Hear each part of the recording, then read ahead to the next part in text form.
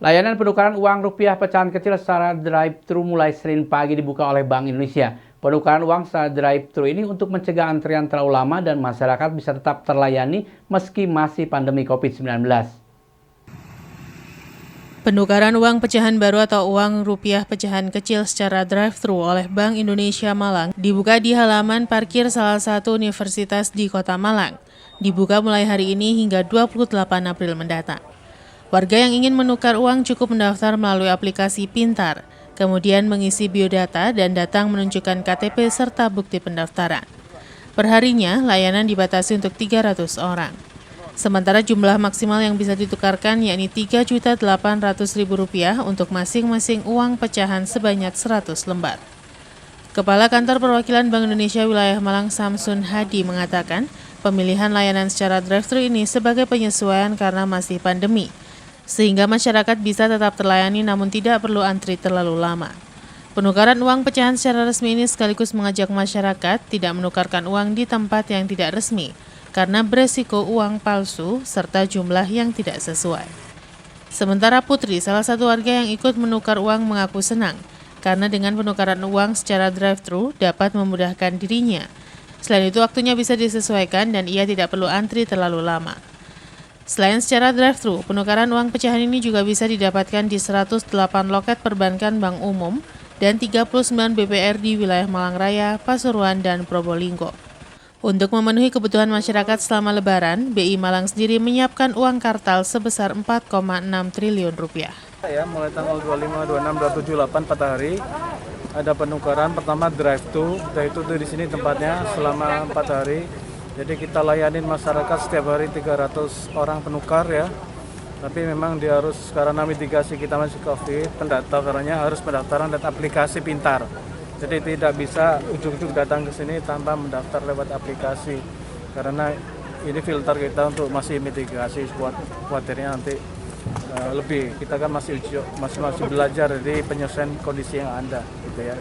Ini kita lakukan di sini 4 hari 300 orang, setiap orang 3,8 juta. Nah, di sisi lain kita juga serentak di hari ini juga melalui penukaran di loket-loket perbankan. Ada 100 loket perbankan bank umum dan 39 BPR di wilayah kerja Malang, Malang Raya, Pasuruan, dan Probolinggo. Kalau di sini kita lebih banyak ke Malang Raya, pelayanan untuk Malang Raya. Simon Alfredo melaporkan. Memasuki minggu keempat Ramadan dan naiknya permintaan pasar berdampak pada mulai merangkak naiknya harga jual sebagian besar sayuran di Pasar Mantung, Kabupaten Malang. Sayuran ini sebagian besar didatangkan dari petani lokal di Malang Raya dan sebagian didatangkan dari luar kota. Harga diperkirakan bisa kembali naik sampai dengan menjelang Idul Fitri. Beginilah yang terlihat di Pasar Sayur Mantung, Pujon, Kabupaten Malang. Aktivitas petani dan pedagang sayur ini sudah mulai ramai sejak pukul 7 pagi. Kendaraan pengangkut sayuran silih berganti datang melakukan bongkar dan muat berbagai jenis sayuran. Memasuki minggu keempat Ramadan dan kurang dari 8 harian jelang Idul Fitri, volume sayuran yang masuk ke Pasar Mantung terlihat kembali lebih ramai dibandingkan pada pertengahan puasa. Sementara untuk harga jual mengalami kenaikan di kisaran 30% dibandingkan awal Ramadan. Merangkak naiknya harga sebagian besar sayuran ini terjadi pada memasuki 10 hari jelang Idul Fitri.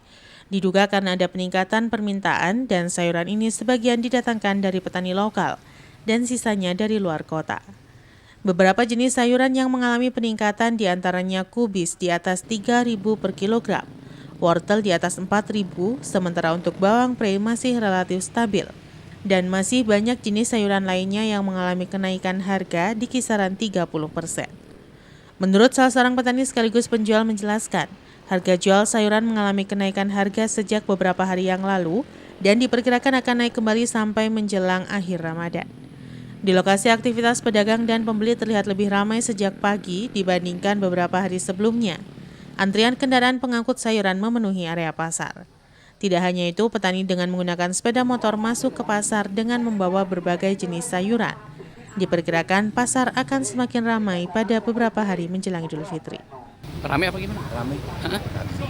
Aktivitas ya juga stabil. Stabil. Semakin meningkat ramainya? Ya semakin meningkat. Sampai kapan Pak ini ramainya kayak gini? ini kan sudah menjelang malam-malam. Iya, ganjil. Iya, Heeh. hampir plus 7 hari. Iya, Pak, transaksi ada peningkatan sudah gini Pak? Ada. Sampai berapa? Semuanya naik. Harga-harga? Iya. Rata-rata berapa kenaikan Pak? Kenaikan rata-rata 30%. Nonjol ini gold naik. Berapa? Jadi berapa asalnya? Gold kalau kaburan 25, wortel ya juga naik. Berapa sekarang? 4,5 sampai 5. Berarti kemarin berapa sebelum hari? 3,5. Oh, naik 1.000 berarti Pak ya? Oh berarti sampai deket-deket Lebaran pasti Iya, naik lagi. Naik lagi Pak ya? Iwan Hikmawan melaporkan. Memasuki hari ke-23 Ramadan mulai terlihat adanya peningkatan pengunjung ke Pasar Pagi Kota Batu. Pengunjung terlihat lebih ramai dibandingkan pada awal sampai pertengahan Ramadan, khususnya pada menjelang malam-malam ganjil. Diperkirakan peningkatan pengunjung akan berlangsung sampai dengan menjelang Idul Fitri. Beginilah yang terlihat di Pasar Pagi Kota Batu memasuki minggu keempat Ramadan. Aktivitas pasar terlihat lebih ramai dibandingkan pada awal sampai pertengahan Ramadan. Di area luar dan dalam pasar mulai terlihat ramainya kendaraan parkir baik roda 2 maupun roda 4. Dan transaksi jual beli sudah berlangsung sejak subuh, pagi sampai menjelang selesainya aktivitas pedagang pasar pagi.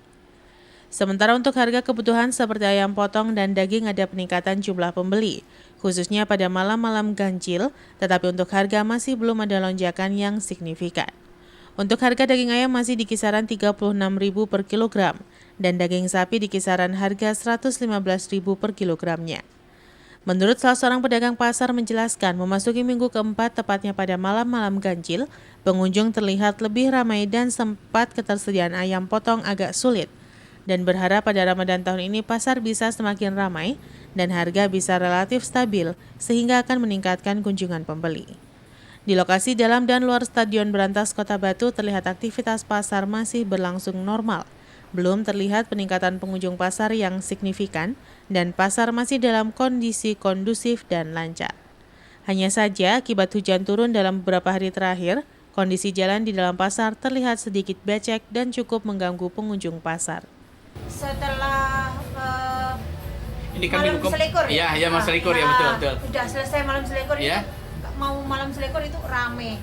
Daging ayam juga naiknya banyak. Ya. Telur naik sedikit. Ya. Daging sapi juga naik gitu. Oh berarti yang ke malam-malam ganjil ini lebih ramai dibanding kemarin-kemarin ya? Berarti Iya. 10 hari terakhir Bu ya? Iya, daging sapi aja di sini 115, 120. Ya. Daging ayam 36 36 sekarang Bu ya? Iya. Ini berarti ramainya ini bisa sampai sampai sampai hari raya kayaknya. Hari raya. Perpekan hari raya gitu. Iwan Hikmawan melaporkan. Terima kasih Anda masih bersama kami Info 7 Malang Raya. Belum masuk masa panen raya bawang merah di Malang dan stok masih terbatas di tingkat petani, tetapi harga justru menurun. Kondisi diduga akibat banyaknya bawang merah dari luar yang masuk Malang Raya. Saat ini harga bawang merah di tingkat petani di kisaran Rp16.000 per kilogramnya. Setelah sempat berada di kisaran harga Rp22.000 pada sekitar bulan Februari lalu, harga bawang merah di tingkat petani justru turun dan saat ini berada di kisaran Rp16.000 per kilogram. Turunnya harga ini diduga karena mulai banyaknya bawang merah di pasaran karena beberapa wilayah sedang banyak panen bawang seperti di Nganjuk dan Probolinggo. Di kawasan salah satu sentra penghasil bawang merah di Purworejo dan Banjarjo Ngantang, Kabupaten Malang, terlihat masih belum banyak petani panen bawang merah. Hal ini terlihat dari bawang merah yang sedang dalam proses penjemuran. Panen bawang merah ini diperkirakan akan banyak dilakukan pada 1 atau 2 mingguan mendatang. Dan biasanya tempat penjemuran akan penuh di sepanjang jalan desa ketika panen raya berlangsung. Menurut salah seorang petani setempat menjelaskan, harga bawang merah turun karena banyak bawang merah di pasaran dan biasanya ketika panen raya berlangsung akan berdampak pada turunnya harga kembali. Di sepanjang jalan hanya terlihat 1-2 lokasi bawang merah yang sedang dalam proses penjemuran dan pengeringan pada bambu bertingkat. Para petani tidak jarang akan menahan untuk menjual bawang merah sementara waktu menunggu harga kembali naik agar modal yang dikeluarkan bisa kembali dan petani tidak merugi. Harga bawang merah berapa saat ini di tingkat petani? 16. 16 Pak. Sudah berapa lama harga 16? Ya, masih baru ini, like kemarin kan 20-30. Waktu kemarin. Oh berarti turun lagi Pak ya? Iya turun. Kenapa turun Pak?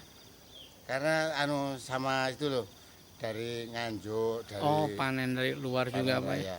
Beberapa Filipina, kalau sini kan Bali. Bali. Jumbo. Tapi sekarang di wilayah sini Purworejo ini belum panen raya kan? Belum Belum. Berapa lama lagi panen raya kira-kira? 1 bulan.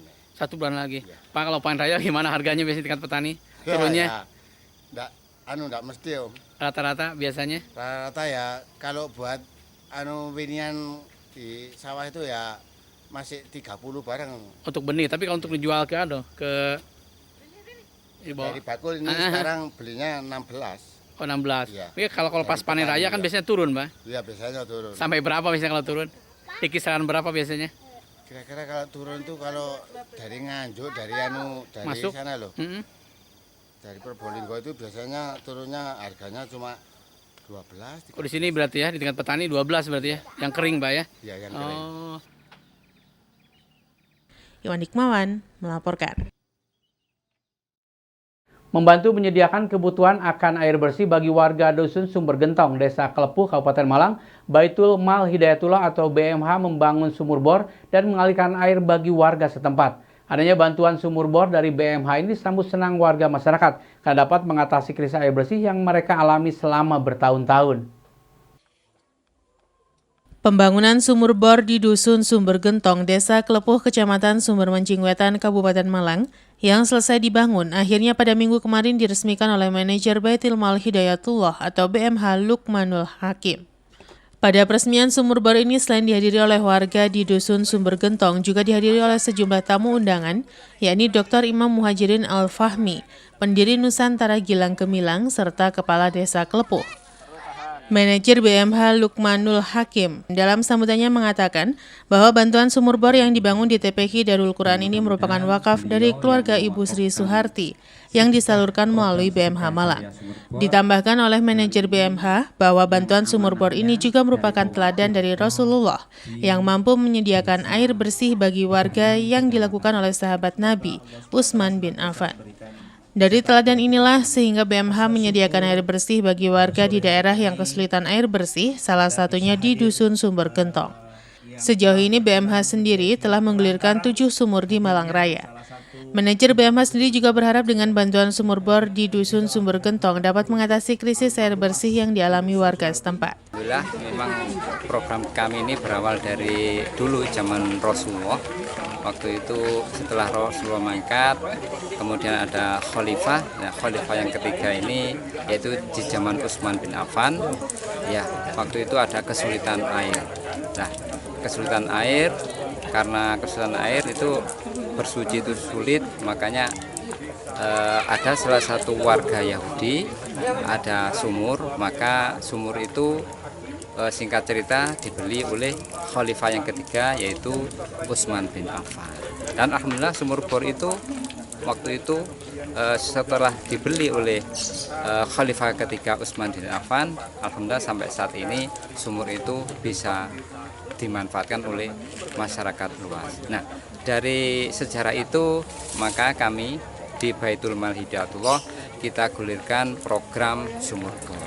Jadi kemanfaatannya untuk umat. Sementara peresmian sumur bor ini ditandai dengan penandatanganan prasasti oleh manajer BMH serta penguntingan pita oleh pendiri Nusantara Gilang Gemilang. Bantuan sumur bor dari BMH juga disambut antusias warga Dusun Sumber Gentong, Desa Kelepuh, di mana pengasuh TPQ Darul Quran Sumber Gentong mengucapkan terima kasih kepada BMH karena dengan bantuan sumur bor tersebut sangat bermanfaat untuk memenuhi kebutuhan akan air bersih warga yang selama bertahun-tahun mengalami kesulitan air bersih di saat musim kemarau. Sumur bor ini nantinya tidak hanya dimanfaatkan oleh TPQ, akan tetapi warga di Dusun Sumber Gentong. Saya pribadi untuk bantuan dari BMH itu sangat besar sekali. Karena apa? Di sini kesulitan air di masa kemarau. Dengan ada bantuan sumur bor ini, alhamdulillah sekarang dimanfaatkan oleh masyarakat sini juga, yang terutama untuk TPQ Darul Quran. Tapi manfaatnya bukan hanya TPQ Darul Quran, tapi untuk masyarakat sekitar ini sudah mulai jadi pun sudah mengambil dari sini. Itu manfaatnya dari bantuan dari BMH. Sangat besar sekali manfaatnya. Biasanya ada yang beli. Terus kalau nggak mampu untuk beli, antri ke kali, itu antri ya berjam-jam untuk mendapatkan air bersih. Sedangkan Kepala Desa Klepuh mengaku desanya sangat kesulitan akan air bersih. Untuk memenuhi kebutuhan warga harus membeli. Sejauh ini belum ada bantuan air bersih dari pemerintah Kabupaten Malang. Adanya bantuan sumur bor dari BMH dapat membantu warga desa dalam memenuhi kebutuhannya.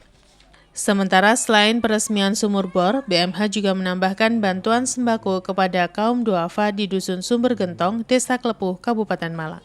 Desa Klepuh ini memang sangat-sangat sulit sekali dan sangat-sangat membutuhkan dengan adanya air bersih.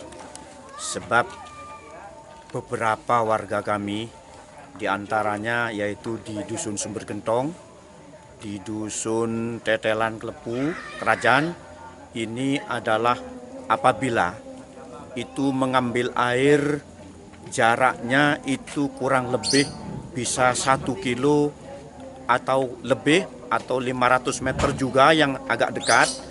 Namun apabila musim kemarau di Dusun Sumber Gentong dan Tetelan ini semua sumur atau sumber air yang biasanya diambil oleh warga masyarakat itu adalah mengering dan mengecil sumber airnya, sehingga apabila mengambil air itu sangat kesulitan dan antri, Pak ya.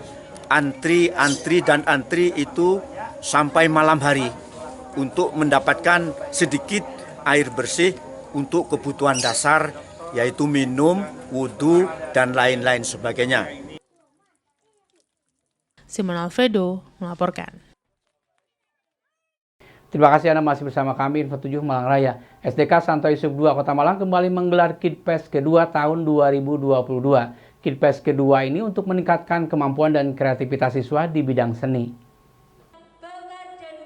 KidFest kedua tahun 2022 yang digelar oleh SDK Santo Yusuf II Kota Malang menampilkan berbagai persembahan siswa-siswi, baik di bidang seni tari, tarik suara, bermain alat musik maupun bela diri. Dalam acara yang dihadiri oleh tamu undangan di Yayasan Santo Yusuf dan wali murid ini, diawali dengan persembahan bintang tamu tari reok Ponorogo sebagai salah satu warisan budaya Indonesia. Setelah penampilan reok, kemudian dilanjutkan dengan persembahan lagu, tari, atraksi bela diri, persembahan siswa dan guru SDK Santo Yusuf II Kota Malang. Kepala SDK Santo Yusuf II Kota Malang Magdalena Yuli Nugrowati mengatakan, KidFest kedua ini digelar untuk membangun kreativitas siswa. Untuk tema KidFest kedua ini yakni budaya daerah Ponorogo. Ini untuk mengingatkan kepada siswa bahwa reok Ponorogo merupakan budaya asli Indonesia yang perlu dilestarikan. Harapannya dengan KidFest kedua ini dapat membangun jiwa sportivitas siswa dalam membangun Indonesia melalui karya. Selain itu, siswa juga lebih bersemangat dalam belajar setelah pandemi COVID-19. Sementara dalam KidFest kedua SDK Santo Yusuf II Malang juga diberikan penghargaan kepada para pemenang lomba tingkat TK dan SD yang digelar oleh SDK Santo Yusuf II Kota Malang. KidFest SDK Santo Yusuf II yang kedua ini diadakan untuk membangun kreativitas tanpa batas bagi siswa-siswi SDK Santo Yusuf II. Pada kali ini kami mengangkat tema budaya dari reok Ponorogo untuk mengingatkan kepada anak didik kami bahwa reok Ponorogo adalah asli budaya dari Indonesia yang harus kita lestarikan. Sebagai generasi muda, anak-anak wajib melestarikan budaya bangsa Indonesia. Karena budaya Indonesia adalah kekayaan dari negara kita Indonesia. Terima kasih kepada semua yang sudah terlibat dalam kegiatan KidFest 2 ini, khususnya untuk para donatur dan orang tua murid, serta para siswa dan Yayasan Kolose Santo Yusuf yang sudah mendukung kegiatan KidFest SDK Santo Yusuf II ini. Harapan kami ke depan, semoga dengan KidFest SDK Santo Yusuf II ini dapat membangun sportivitas bagi anak didik kami di dalam membangun negara kami Indonesia lewat karya-karya dan kegiatan belajar di SDK Santo Yusuf II. Semoga KidFest ini memberikan semangat dan motivasi kepada siswa kami, khususnya untuk lebih bersemangat di dalam belajar, khususnya setelah melewati masa pandemi ini, kembali ke sekolah untuk kembali melaksanakan tugas dan kewajibannya sebagai seorang pelajar. Simon Alfredo melaporkan.